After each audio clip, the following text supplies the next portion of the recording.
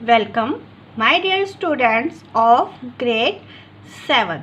Today we are going to study about how does a bill become a law, कि एक bill एक law कैसे बन जाता है।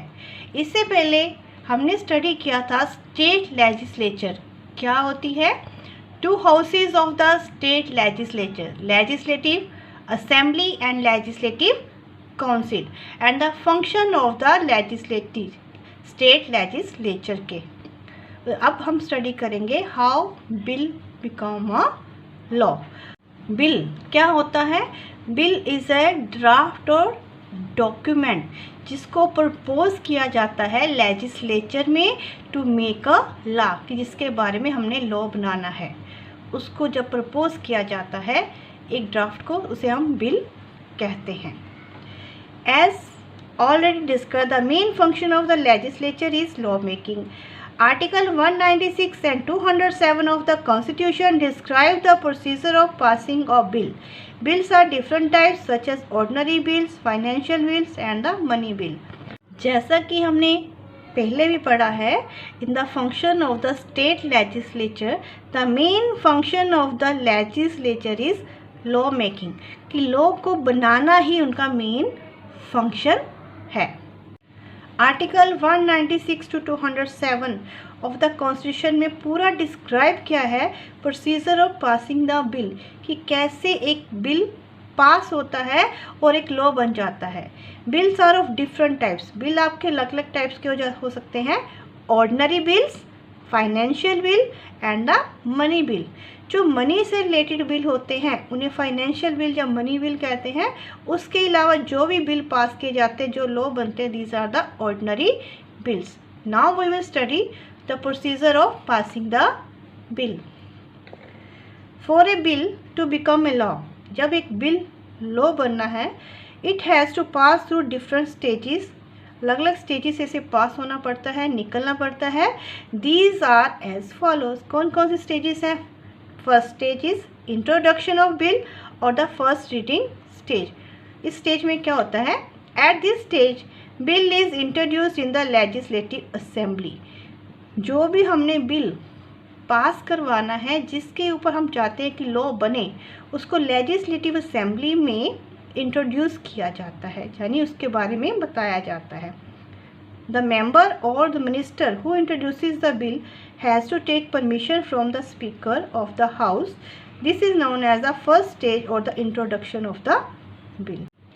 The member or the minister जो भी इस बिल को इंट्रोड्यूस करना चाहता है, वो पहले हाउस के स्पीकर से परमिशन लेता है। इसे कहते हैं फर्स्ट स्टेज और the introduction of the bill. Clear?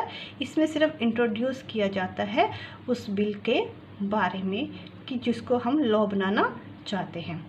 Second stage में क्या होता है? At this stage the minister discuss the bill close by close. इस स्टेज पे जो मिनिस्टर जिसने इंट्रोड्यूस किया है, वो उसकी हर एक क्लोज को पढ़ता है, हर एक पॉइंट को रीड आउट करता है। The bill is published in all leading newspaper. उस बिल को पब्लिश किया जाता है न्यूज़पेपर में, स्टेट गजट में, in order to incite public opinion, कि लोगों की इसके बारे में क्या राय है वो जान सके, कि क्या लोग इस बिल को लॉ बनाने के लिए एग्री है या नहीं है। After this the bill is debated on the different issue. इसके बाद बिल के ऊपर डिबेट होती है, उसके अलग अलग पॉइंट्स के बारे में उसकी पूरे डिस्कस किया जाता है। इफ़ पास, अगर वो लोग इसको पास कर देते हैं असेंबली में, it's send to the next stage, तो उसको नेक्स्ट स्टेज में हम भेज देते हैं। After this committee and the report stage. After the second reading, जब सेकेंड रीडिंग हो जाती है, यानी हर एक पॉइंट हमने डिस्कस किया, the bill refer to different committees which make a thorough scrutiny of the bill, suggest various changes. तो bill को अलग अलग कमेटीज़ के पास भेजा जाता है। स्क्रूटिनी मीन्स उसकी पूरी जांच की जाती है, और अलग अलग सजेशन भी दे सकते हैं। अगर किसी पॉइंट को वो चेंज करना चाहते हैं तो उसके लिए सजेशन दे सकते हैं। If any and then return the bill to the house. अगर कोई सजेशन होता है तो उसको हम उसी टाइम चेंज कर देते हैं उसके अकॉर्डिंग, फिर उस बिल को वापस लेजिस्लेटिव असेंबली में दे दिया जाता है। Clear? Now detail discussion take place in the assembly on each aspect of the bill.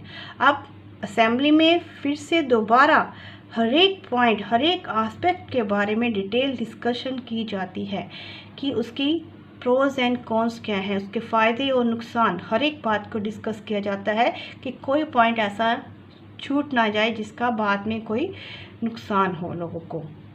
Next stage is third stage. इसके बाद आती है आपकी थर्ड स्टेज। थर्ड स्टेज में क्या होता है? This stage is mayor formality. ये फॉर्मेलिटी है क्योंकि आपकी 2 स्टेजेस में ऊपर फर्स्ट एंड सेकंड स्टेज में आपका बिल पूरा पास हो चुका है लोगों ने, और असेंबली में सब ने इसको अपनी असेंट मीन्स परमिशन दे दी है। At this stage there is only general discussion. General discussion होती है।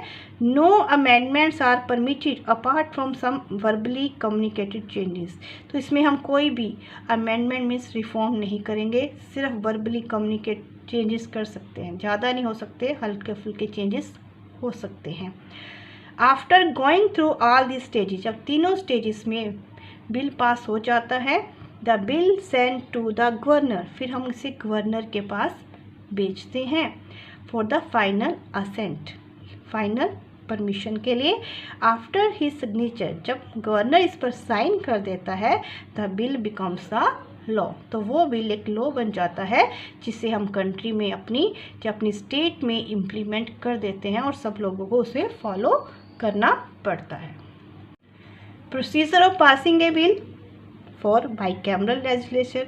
अभी तक जो हमने पढ़ा वो उसके बारे में था अगर आपकी स्टेट में सिर्फ एक हाउस है, that is state legislative assembly. अगर आपकी स्टेट में 2 हाउसेस हैं तो फिर बिल कैसे पास होगा? In that case having legislative council the bill has to pass through all the stages.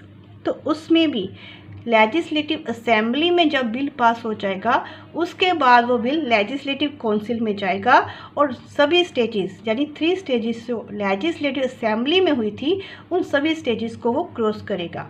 Ordinary bill originate in either houses of the state legislature. In case of the bill originate in the Vidhan Parishad and is duly passed by its member and then sent to the Vidhan Sabha for approval. जो ordinary bills हैं वो किसी भी house में introduce किया जा सकता है, चाहे वो स्टेट लेजिस्लेटिव असेंबली हो या स्टेट लेजिस्लेटिव काउंसिल में। तो जब भी अगर स्टेट लेजिस्लेटिव काउंसिल में वो बिल पास दिया जाता है पहले, फिर वहाँ से पास होने के बाद वो आएगा लेजिस्लेटिव असेंबली यानी विधानसभा के पास, फिर वहाँ पर वो बिल पास होता है। अगर it is passed and then it becomes to law, अगर दोनों हाउसेस इसको पास कर देते हैं फिर जाता है गवर्नर के पास, फिर गवर्नर इस पर साइन करता है, then it becomes a law. If the financial or ordinary bill originates in the Vidhan Sabha after duly passed by it sent to the Vidhan Parishad, अगर पहले वो कहाँ पास होता है? विधान सभा में, फिर वहाँ पास होने के बाद वो जाएगा विधान परिषद के बाद। It can pass or reject or any can delay by 3 months, चीज़ को पास भी कर सकते हैं, रिजेक्ट भी कर सकती है और उसमें डिले मतलब देरी भी कर सकती है 3 मंथ्स की, उस पर डिस्कशन करने के लिए। After the lapse of 3 months, पर 3 मंथ्स के बाद the bill is sent to the Vidhansabha, 3 months के बाद बिल वापस विधानसभा के पास आ जाता है। अमेंडमेंट्स और the changes which are suggested by the Vidhan Parishad, जो भी अमेंडमेंट्स यानी कि जो रिफॉर्म या चेंजेस सजेस्ट करती है Vidhan Parishad, likely to be rejected by the Vidhan Sabha, Vidhan Sabha उसे रिजेक्ट भी कर सकती है और मान भी सकती है। If it passes the bill for the second time, अगर सेकेंड टाइम भी जो बिल पास हो जाता है, it is again sent to the Vidhan Parishad, फिर इसको विधान परिषद के पास भेजा जाता है। After the expiry of 1 month the bill deemed to be passed by the state legislature, पर 1 मंथ के बाद इस बिल को पास कर ही दिया जाता है। Then it is sent to the governor for his और her assent, then thus become law, फिर गवर्नर की परमिशन उसके साइन के बाद ये बिल एक लॉ बन जाता है। यानी कि अगर हमने कोई भी बिल पास करना है, फर्स्टली अगर आपका विधानसभा में आता है, विधानसभा में अगर बिल पास हो जाता है then it goes to the Vidhan Parishad, तो विधान परिषद में जाएगा, वहाँ पर बिल पास किया जाएगा। अगर वहाँ पर बिल पास हो जाता है तो गवर्नर के पास जाता है, फिर गवर्नर अगर साइन कर देता है तो वो बिल एक लॉ बन जाता है। अगर विधान परिषद बीच में अगर बिल को रोकना चाहती है तो रोक सकती है 3 मंथ्स के लिए। 3 मंथ्स के बाद वो बिल वापस फिर विधानसभा के पास आएगा, उसको दोबारा से फिर सारी स्टेजेस से निकलना पड़ता है, वो फिर विधान परिषद के पास जाता है।